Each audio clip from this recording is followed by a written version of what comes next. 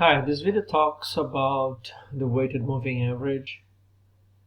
This is another short-term forecasting technique, and the weighted moving average extends and deals with some of the problems with the simple moving average. The problem with simple moving average is that the formula implies that all periods of time are equally important in forecasting demand, and that weighted moving average helps to give different weights for different periods of time. This is what the weighted moving average is doing. And here's a formula I'm going to explain to you and show in Excel. So the forecast for this month is equal to the sales from previous month multiplied by a weight we're going to assign. And then we add to the sales of 2 months before multiplied by respective weight.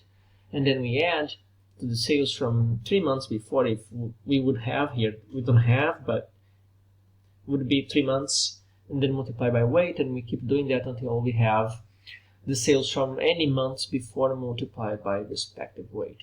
What we do to try to control the weights and not get lost is the weights are fractions, and that vary from 0 to 1. So if we sum all the fractions for all these weights, the summation has to be equal to 1. Let me show you one example in this diving watch problem, the same problem we worked before. Again, here we have the months and the demand, and we want to forecast. We want to forecast the demand, and we're going to use weights. Okay, so this is what I'm going to do. Let's say weight 0.1 is used to, let's use 4 periods of time, periods. To make it very clear, 4 months ago, I'm going to assign a weight of 0.1. For 3 months ago, I'm going to assign a weight of 0.2. 2 months ago, I'm going to assign a weight of 0.3, and 1 month ago, I'm going to assign 0.4 as weight.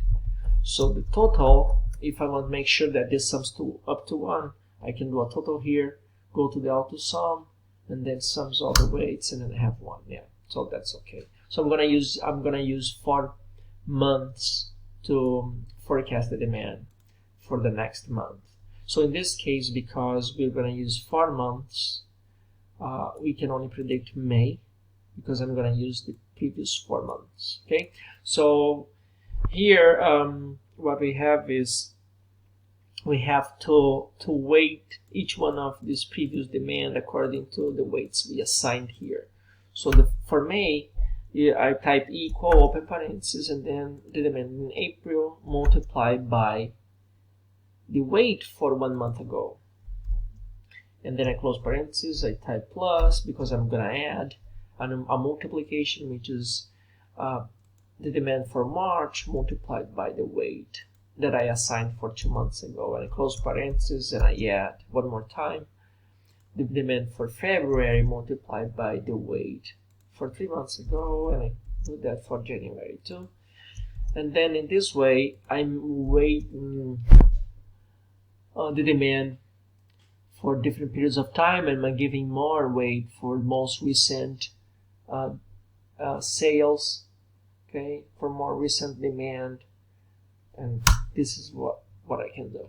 Okay, let's do that one more time for now for June, and then I'm going to show you how to lock cells and just copy the formula. So for June, what we're going to have is we're going to move the data points from January and April to February and May.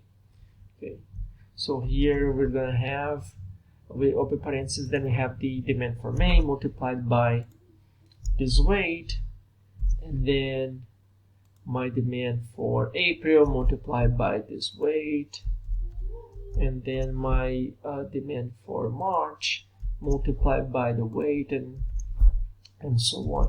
Okay, so you see that I moved one data point because I'm moving from April to May, so I can move from January to February and keep adding data. And this is what I have. So if I want to do it for all other months, what I can do is I can lock the cells that have the weights in the formula. So I click on here, go to the formula field, and then I want to lock the N cells, because the N cells are the cells that have the weight. So I'm gonna click on top of N7 and press F4. On top of N6 and press F4 and press F4, and then I lock the cells. So all I can do is simply copy and paste, and if I come here to the last one and move to the formula, I see that I now have the last 4 months multiplied by the weights. If I want to predict October, then I simply do this and I select for October. This is how you do weighted moving average. We could call that weighted moving average, okay, to make it more aligned to what we're talking. So one last slide is how to choose the weights. Well, the experience in trying to predict demand and trying and committing mistakes and the errors can help you to find what's the best weights for past periods of time. And also the recent past is often the best indicator of the future, so weights are generally higher for more recent data. Okay? If the data are seasonal, weights should reflect this appropriately. Okay, this is how you compute the weighted moving average.